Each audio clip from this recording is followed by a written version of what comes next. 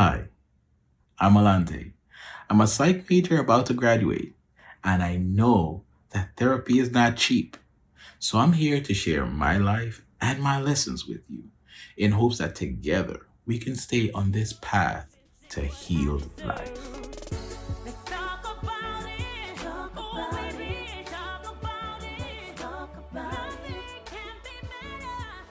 So here are a few things that my friends thought I should let you know about me. First thing is, what is something interesting about me? Well, I am living with a diagnosis of ADHD. I found this out about 3 semesters into my undergrad studies because I couldn't focus. I was pretty much failing my statistics class. And so I consulted my physician, was referred to a therapist, and long and short of it is now I have it managed. So it's not going to keep me back, but if you're out there and you're struggling with something like that, or you have any type of, issues that you think might be holding you back, just know it's possible. What is the first item on your bucket list? Well, the first item on my bucket list is something that actually got there about 2 years ago. And don't judge me. Don't judge me. I know what you're going to say. But it is skydiving. Now, the only reason I haven't done it is I don't know who can recall, but way back when, in the scene in The Fresh Prince of the Bel-Air, Hillary's fiance was about to propose. Well, it wasn't France, but was about to propose. And he tried doing that bungee jumping. Who knows? So, anytime I think about skydiving, that always comes to mind, and that's what's kept me from doing it. But hopefully, now that I'm saying this out loud, I can find a community that wants to do it, and that might motivate me to go ahead and get this jump on. But yeah, where did I grow up? I grew up in a tiny, tiny town called New Amsterdam. This is located in Guyana, which is in South America. And if anybody comes on here and tries to tell me that I'm not Caribbean, we about to, all right, because I'm Caribbean to the bone, and all my Guyanese people know we Caribbean to the bone. But yeah, the area I grew up is a township, and it's very familial. So everybody was my auntie or my uncle, and everybody was my cousin. And I can't remember how old it was when I actually started asking if this person was really my cousin, because you really never knew who you were related to because everybody was just one huge family. And then after high school, I migrated into the city. And so when I moved there, I started pursuing my dreams, trying to figure out what my dreams were, pursuing that, and then eventually migrated to pursue higher education. So I'm here now. What are some of your life goals? Really and truly, at this point, I only have one, and it's what has been propelling me for most of my adult life. This is to start a nonprofit which focuses on helping or empowering at-risk youth and marginalized communities. Now, where I grew up, I really didn't have access to a lot of folks that, talked about mental health or talked about Black empowerment and stuff like that. So I had to figure it out, a lot of it on my own. Thankfully, when I moved to the city, I came into contact with people who, had these conversations. Not everybody has that opportunity. And so my goal is to eventually, take this back home, providing systems for people to know that anything is possible regardless of where you come from. And that's what I'm pursuing right now. And everything else is leading right there. So if you have a similar goal, touch base with me. We definitely can work on this together because, it takes one, it takes many. What inspires you? Now, this might sound like a cliche. However, people inspire me. And, it took me a while to get there. I didn't just wake up and be like, oh, this person's great, that person's great. But I have tried looking at things and looking at, goals to inspire me. And it really never worked. When I started, seeing the good in people, seeing the drive in people, seeing the spirit of perseverance in people, seeing resilience in people. I think one of the closest persons, my mom, seeing my mom's strength and her resilience. And hopefully sometime I'll be able to share like personal stories about that. But just seeing the people around me pushing and doing and never giving up, that is what motivates me, because every time I feel like I can't, I remember somebody who thought the same thing or who appeared as though they couldn't, and they did. And so I don't have an excuse.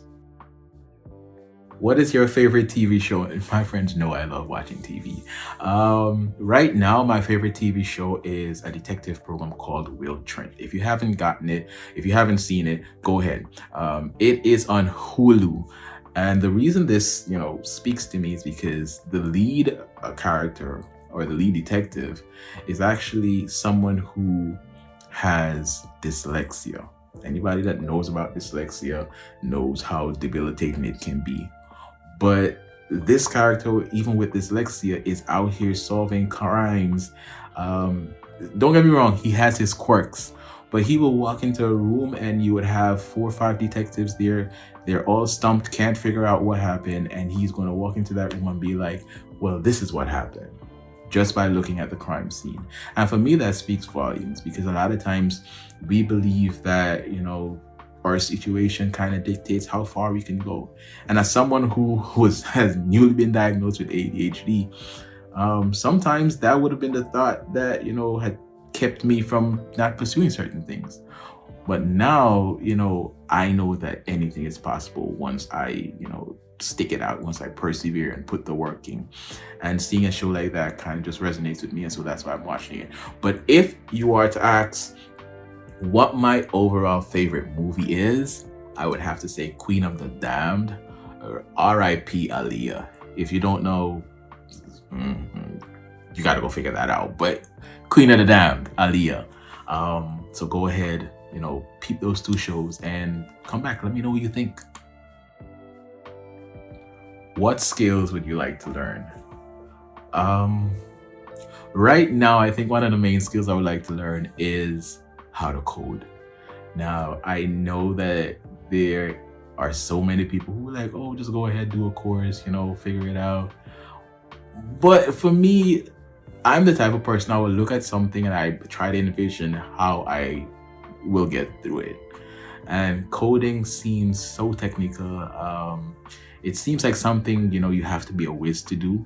And I know that's not true, because like I just said, anybody can do anything. I just feel a day is going to come and I'm just going to pick myself up and get it done. But for now, that is one of my goals. I have been speaking to a few people about it, so I'm not just procrastinating. And hopefully, someday I'll be able to get a code down, create something amazing, and then be like, oh, I know that guy. He said he would have done it, and he did it. But yeah, coding. What is one thing that instantly makes your day or make me smile? I know who this question is from. The answer to that is food. I don't know how else to put it. Food. I love food. And if I'm happy, give me food. If I'm sad, give me food. If I'm upset, feed me. I think my mom knows this best, because, growing up, living with your mom, sometimes you don't really get along. And I would be upset and my mom would go into the kitchen, not say a word to me. And I think this is a Caribbean mom thing, but she would go into the kitchen and just start cooking. And the next thing I know, she takes the food out, puts it on the table, and then walks away. And I would have been upset for whatever reason, but my tummy starts going grrr. We all know the sounds. And that was it. The upsetness goes through the window and I'm chowing down. So if you see me anywhere, give me food. All right. Finally, the last question. And I'm going to take some pause as I answer this question, because I think I wanted to end it on this note, because I think it's so important, especially given the times that we currently live in, to focus on things like these. The question is, what am I most thankful for? To that, I will say my community. Being a first generation migrant, and being in college and trying to figure things out, it is not easy. And so every day when I wake up and I feel like, oh, I might not be able to do it today, I remember the people that are there cheering behind me. I remember my family, my mom, my grandmother, my aunts, my dad, everybody, people that are there praying and covering me. Yes, I am a church boy. Yes, I am a Christian. People that are there just covering me and making sure that I am good. And then I remember the people that are waiting on me, people that are depending on me, my mentees, people that are there thinking, oh, where is Alante? When is he going to show up? Because, you know, I take responsibility for the energy I take into any space. And so everywhere that I go, no matter what is happening, I try as much as possible to be positive and be a light. And so when I think of things like that and the people that are there that are seeing the light within me, even when I don't see it, that I think, just pushes me to keep going. And so how could I not be thankful for them? And if they're ever going to see this, just know that I'm thankful for you. And I appreciate you so much. And I know that everything I've achieved this far is thanks to, first of all, God and them. And I'm just, hoping to be a vessel and be that for somebody else. So, yeah. So now that you know a bit about me, well, a lot about me, because I can't tell the last time I've shared that much information about myself to anybody. Make sure you follow me on all my socials. I'm on Instagram and Twitter as Sir Alante. Or you can just get me on good old Facebook. I'm there as Alante as well. And we can go on this journey together, this journey of healing, because I really don't believe that anybody ever gets completely healed. We're always just on that journey, and it's better to be there with someone. And I want to be able to share stuff that I'm working on, have guests come on board, and we can just, chop it up and, just have a great, wholesome time. Like, one of the things I really want to share about you quick before I go, this book that I just finished reading called Survival Mode, and it's written by an amazing life coach that I had the pleasure of sitting through one of his sessions recently. His name is Purvis Taylor. If you don't know who that is, go figure it out. Go Google it. But he is amazing. And it speaks about, one of the things it really mentions is how men, and in particular men of color, scream or shouts or cries at tones that only men can hear, and how we can break that cycle. It is a deep book. It is not a big book. This is it. This is it. So you don't have to go through a million pages of figuring out how exactly I'm gonna, fit this into my schedule. You can do this in a weekend. I did, but the magnitude of what is in here, like, I actually promised this copy to a mentee of mine, and I really don't like sharing my books. However, I understand, how impactful this book is. So definitely I'm going to give that to them, and hopefully I can do the review before I send it off. But these are the type of things I want to share. So if this interests you, don't forget to, hop on board, hit the subscribe button so you see when I'll be here. And if you have anything you want to say, any suggestions or whatever, don't be afraid to send me a message. I don't bite, unless it's food. But thank you. And, I'll leave this by saying, no matter what is happening, no matter what you're going through, there is a way that you can make it. But first, you have to commit to the process. And especially when we're talking about healing, remember, healing is often not a destination. It's a journey. We're on it, and I think that being on it with you will make it easier for both of us. So in this time, let love be a guide, peace be a map, and kindness be your companion. This ain't what I deserve.